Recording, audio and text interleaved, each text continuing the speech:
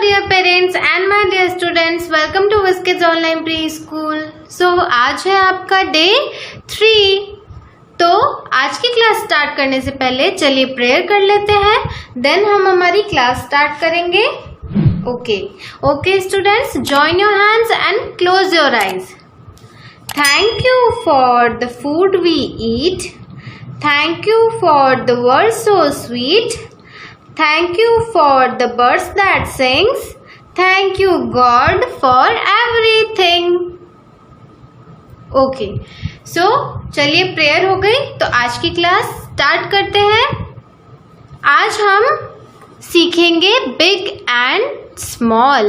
क्या सीखेंगे? Big and small. ये है मैथ्स का कॉन्सेप्ट। मैथ्स में मेजरमेंट्स आते हैं, उसमें आता है बिग एंड स्मॉल।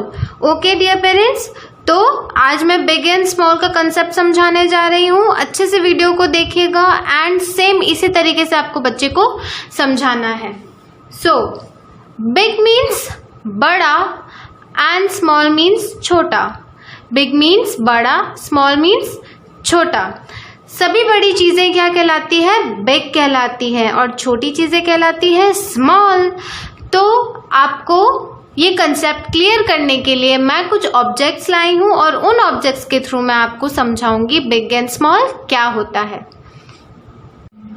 मेरे पास यहाँ पर कुछ ऑब्जेक्ट्स है। ओके स्टूडेंट्स, सो इन ऑब्जेक्ट्स की हेल्प से आज हम समझेंगे कि बिग और स्मॉल का कॉन्सेप्ट क्या होता है, बिग मीन्स क्या होता है और स्मॉल मीन्स क्या होता है।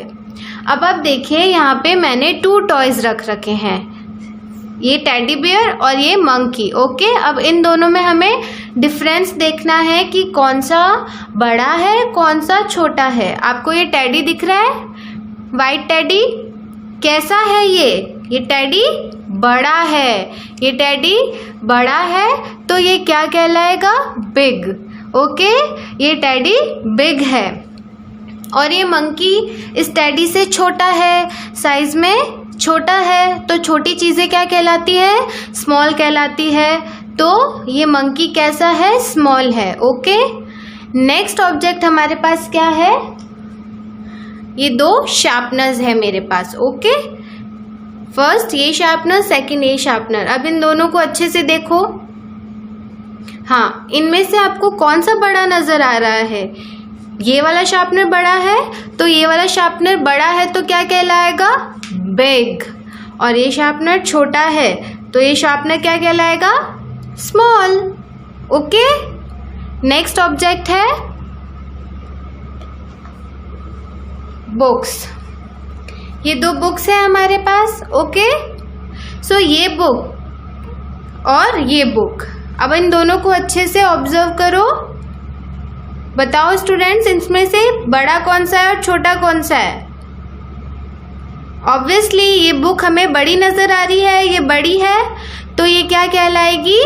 बिग कहलाएगी। और ये बुक छोटी है तो ये कैसी बुक कहलाएगी? Small book. Okay, this is big, this is small.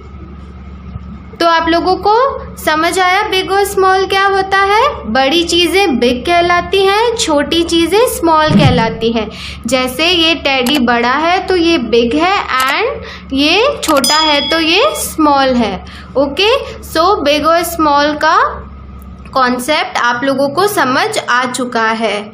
Okay, सो आज आपका एक होमवर्क है। होमवर्क क्या है कि आज आपके घर में जितने भी ऑब्जेक्ट्स हैं उनके बीच में आपको डिफरेंस फाइंड आउट करना है कि बड़ा ऑब्जेक्ट कौन सा है और छोटा ऑब्जेक्ट कौन सा है। आप बाहर निकलोगे तो आपको बाहर गाड़ियां नजर आएगी, तो आपको देखनी है बड़ी कार कौन सी है, छोटी कार कौन सी है। ओके, घर में आपके पास डिफरेंट टाइप ऑफ बॉल्स होंगी, बिग बॉल्स भी होंगी, स्मॉल बॉल्स भी होंगी। तो इस तरीके से आपको अपने मम्मी पापा को बताना है कि कौन सी चीज़ें बिग है और कौन सी चीज़ें स्मॉल है।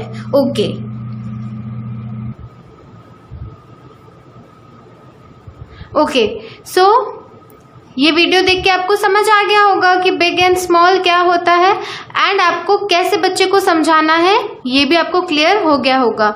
जैसे मैंने वीडियो में समझाया है उसी तरह आप भी अपने घर में जो भी ऑब्जेक्ट्स अवेलेबल हैं वो लें और बच्चे को समझाएं कि ये बिग है ये स्मॉल है कंपेयर करके। ओके, तो बिग एंड स्मॉल से रिलेटेड कुछ क्वेश्चंस एक्टिविटी दे रखी है, तो चलिए देखते हैं कि वो क्या है।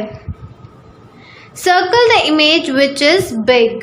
सो हमें सर्कल करना है उस इमेज को जो बड़ी है। बच्चे को पहले कॉन्सेप्ट क्लियर कर दिया हमने कि बड़ा क्या होता है, छोटा क्या होता है, आई मीन बिग क्या है एंड स्मॉल क्या है।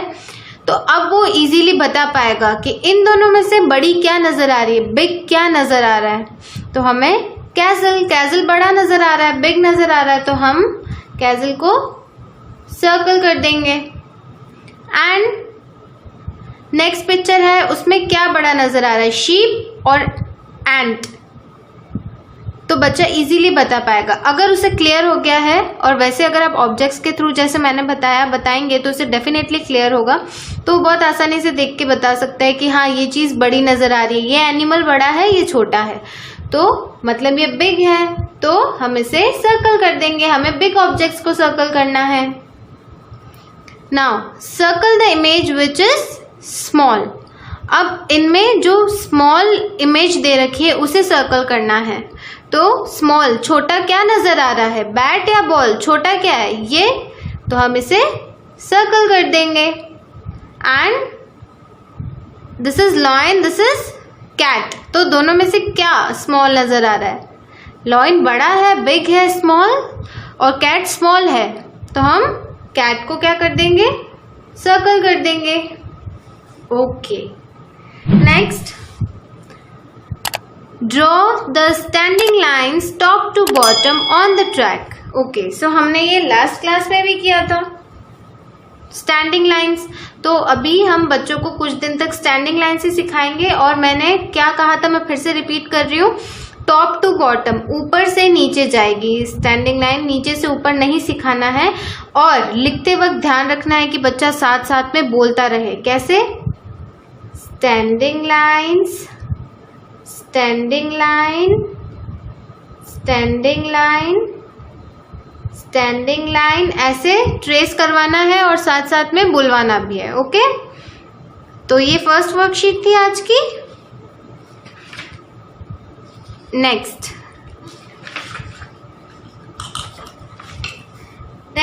Ice cream day. ओके, सो ये है आज का आइसक्रीम डे सेलिब्रेशन। और आइसक्रीम डे सेलिब्रेशन की एक्टिविटी क्या है, color your favorite ice cream with your favorite color. So as you can see there are two ice creams and you have to color the ice cream which is your favorite. Okay, तो बच्चों आपकी इन दोनों में से जो favourite ice cream है वो आपको कलर करनी है। कलर के लिए आप पेरेंट्स बच्चों को गाइड कर सकते हैं कि कौन सा कलर उन्हें किस में करना चाहिए। बाकी कलर बच्चा जैसे करता है उसे करने दीजिए, ठीक है। बच्चा छोटा है, अभी प्ले ग्रुप का बच्चा बहुत छोटा होता है, 3-4 साल का होता है या 2-3 साल का होता है। तो 2 से 4 साल के बीच के जो बच्चे होते हैं हम उनसे ये एक्सपेक्ट नहीं कर सकते कि वो एकदम परफेक्शन लाए। तो इट्स ओके, बट उन्हें कलर करने दीजिए जैसे वो करते हैं। बस आपको क्या करना है, आपको उन्हें गाइड करना है कि किस में कौन सा कलर होगा। तो इन दोनों आइसक्रीम्स में से उनकी जो फेवरेट होती है उन्हें कलर करने दीजिएगा।